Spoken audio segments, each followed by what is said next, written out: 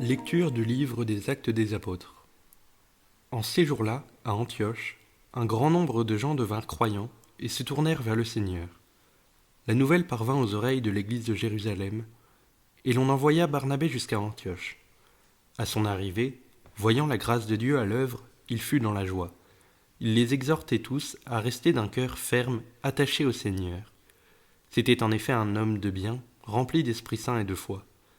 Une foule considérable s'attacha au Seigneur. Barnabé partit alors à Tarse, chercher Saul. L'ayant trouvé, il l'amena à Antioche. Pendant toute une année, ils participèrent aux assemblées de l'Église. Ils instruisirent une foule considérable. C'est à Antioche que pour la première fois, les disciples reçurent le nom de chrétiens.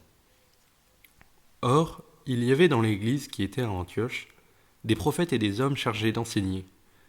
Barnabé, Siméon appelé le Noir, Lucius de Cyrène, Manaën, compagnon d'enfance d'Hérode le tétrarque, et Saul. Un jour qu'ils célébraient le culte du Seigneur et qu'ils jeûnaient, l'Esprit Saint leur dit : « Mettez à part pour moi Barnabé et Saul, en vue de l'œuvre à laquelle je les ai appelés. » Alors, après avoir jeûné et prié, et leur avoir imposé les mains, ils les laissèrent partir.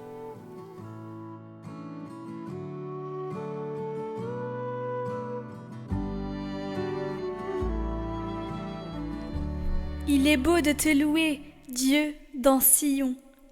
Tu visites la terre et tu l'abreuves, tu la combles de richesses.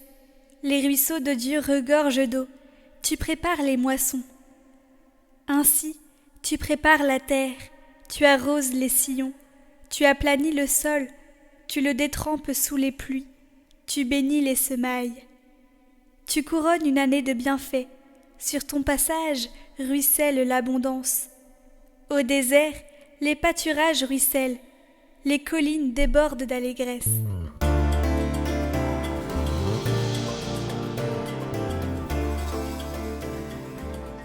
Évangile de Jésus-Christ selon saint Matthieu.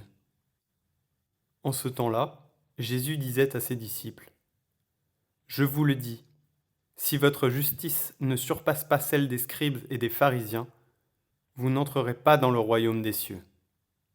Vous avez appris qu'il a été dit aux anciens : Tu ne commettras pas de meurtre. Et si quelqu'un commet un meurtre, il devra passer en jugement. Eh bien, moi je vous dis, tout homme qui se met en colère contre son frère devra passer en jugement. Si quelqu'un insulte son frère, il devra passer devant le tribunal. Si quelqu'un le traite de fou, il sera passible de la géhenne de feu.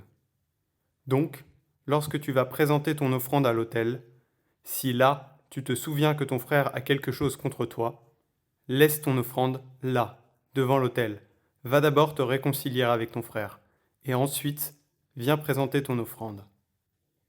Mets-toi vite d'accord avec ton adversaire pendant que tu es en chemin avec lui, pour éviter que ton adversaire ne te livre au juge, le juge aux gardes, et qu'on ne te jette en prison. Amen, je te le dis, tu n'en sortiras pas avant d'avoir payé jusqu'au dernier sou.